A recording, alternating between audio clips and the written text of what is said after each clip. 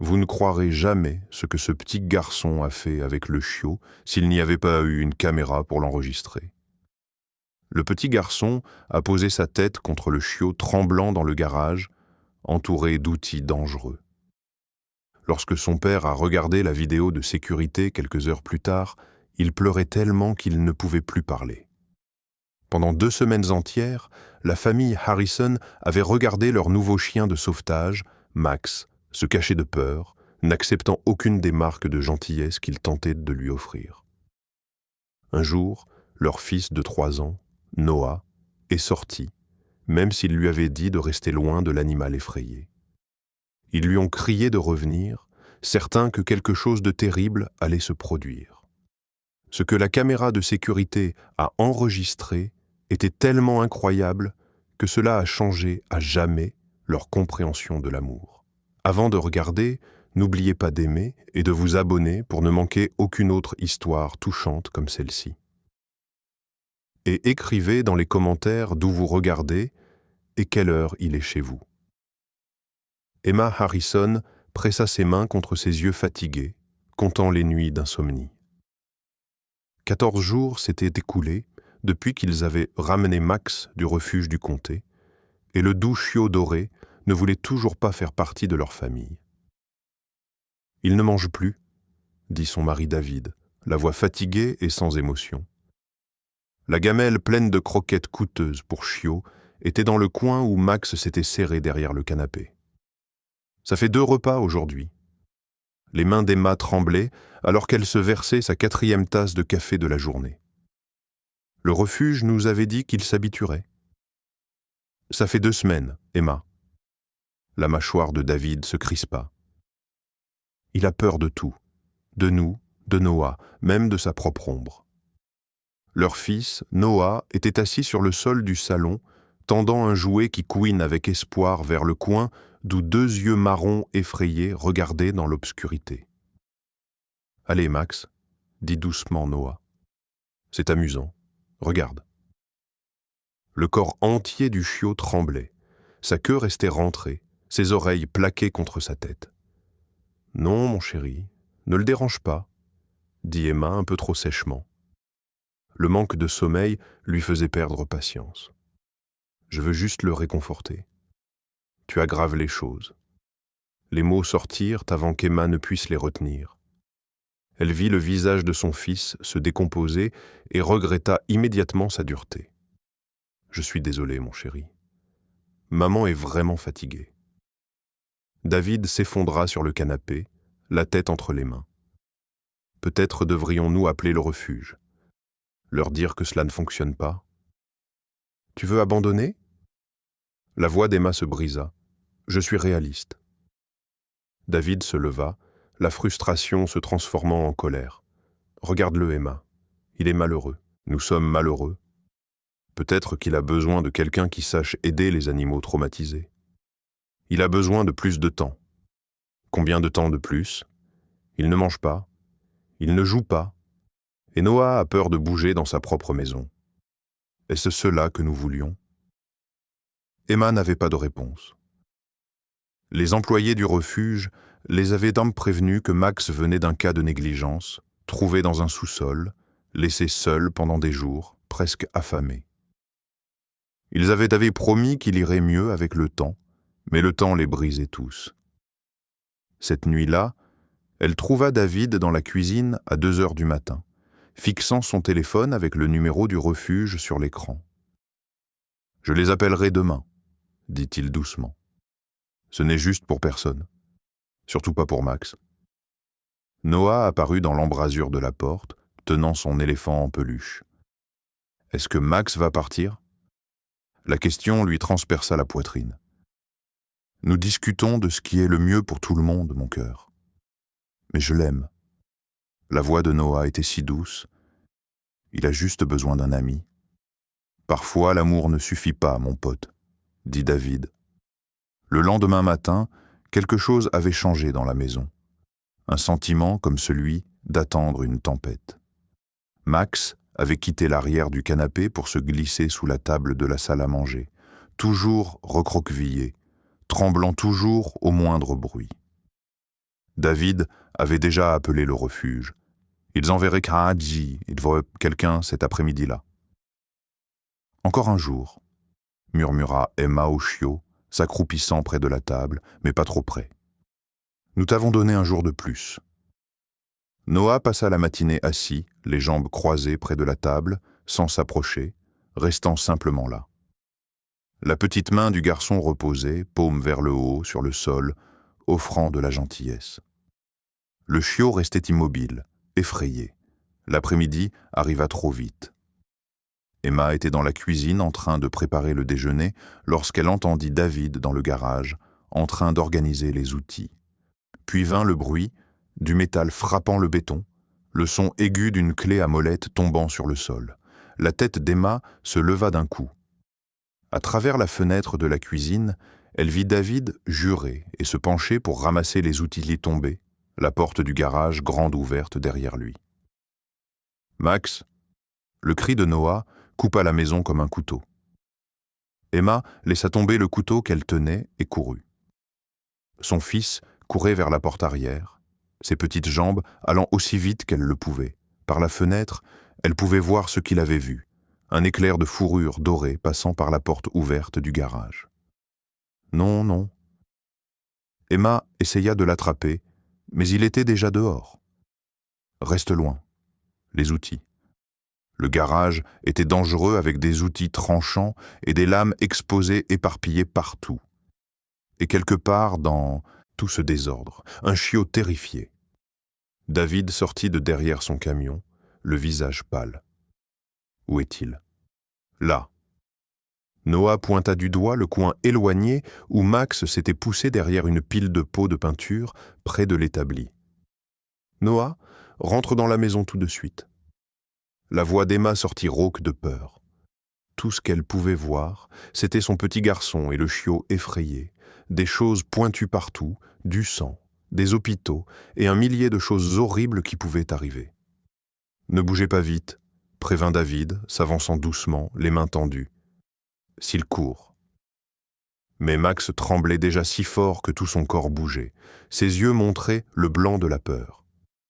Une patte se leva, prête à courir, et juste devant lui se trouvait une lame de tondeuse démontée. Tout le monde s'arrête. Emma siffla, son cœur battant dans sa poitrine. C'était ça.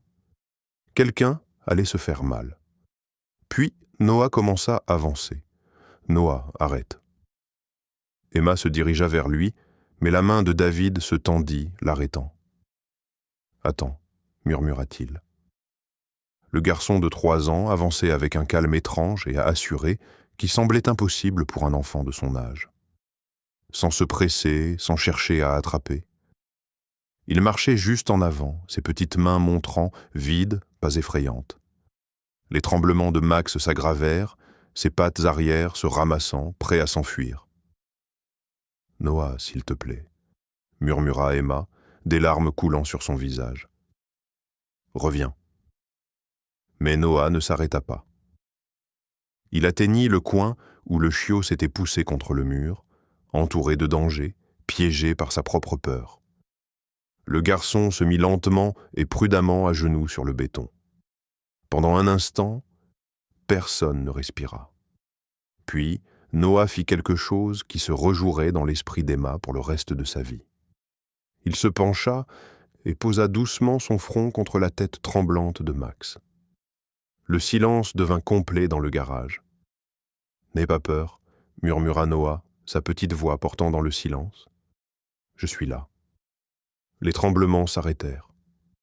Emma regarda, figée. Le corps de Max passait de la peur rigide à quelque chose de plus doux. Les yeux sauvages du chiot se concentrèrent sur le visage de Noah à quelques centimètres seulement. Sa respiration ralentit. Les tremblements qui avaient fait partie de chaque instant de sa vie dans leur maison s'arrêtèrent tout simplement. Puis, la queue de Max bougea juste une fois. Un minuscule et prudent remuement. « Oh mon Dieu !» murmura David à côté d'elle. Noah resta complètement immobile, son front toujours en contact avec celui du chiot. « Tu vois ?» murmura le garçon. « Rien à craindre, juste moi. » Et puis Max fit quelque chose d'impossible. Il se poussa en avant, fermant le minuscule espace entre eux, et sa petite langue rose sortit pour lécher la joue de Noah. Le garçon rit. Le son était pur et lumineux, et rempli d'une joie si simple qu'Emma sentit quelque chose s'ouvrir dans sa poitrine. « Gentil garçon, Max », dit doucement Noah, sa petite main se déplaçant maintenant pour caresser doucement la fourrure dorée. « Tu es un si gentil garçon. » La queue du chiot remua à nouveau, puis encore, son corps détendu de sa boucle serrée. Ses yeux marrons, effrayés, qui avaient fui tout le monde pendant 2 semaines, se fixèrent maintenant sur le visage de Noah avec quelque chose qui ressemblait à de la confiance, à de la connaissance, à trouver un foyer. Peux-tu croire ça? La voix de David était rauque. Il tendit la main vers son téléphone. La caméra de sécurité a dû enregistrer ça. Emma ne pouvait pas parler. Elle regarda son fils, de 3 ans, se pencher en arrière sur ses genoux, et Max, le Max effrayé et blessé, avança pour poser sa tête sur les pieds pendants du garçon. La queue du chiot remuait sans s'arrêter maintenant, tout son corps détendu d'une manière qu'il n'avait en jamais vue. « Tu étais juste effrayé », dit doucement Noah, ses 2 petites mains tenant maintenant le visage du chiot. « Mais je ne suis pas effrayant. Nous sommes amis maintenant. » La réponse de Max fut de se pousser plus près, se pressant contre le petit corps du garçon comme s'il essayait de faire partie de lui. La confiance était complète, instantanée, claire. Ce soir-là, après avoir soigneusement fait sortir le garçon et le chiot du garage, David ouvrit la vidéo de sécurité sur son ordinateur portable.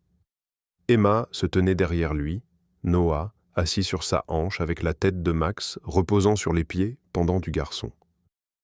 Le chiot n'avait pas quitté le côté de Noah depuis le garage, pas même une seconde. Les mains de David tremblaient alors qu'il regardait les images. À l'écran, un garçon de 3 ans et un chiot brisé se pressaient ensemble dans une parfaite compréhension. « S'il n'y avait pas eu de caméra, » murmura Emma, « je ne l'aurais pas cru. Je le regarde et je n'arrive toujours pas à y croire. » La voix de David se brisa. Il se tourna pour regarder Noah, qui souriait à Max avec un amour si simple et pur.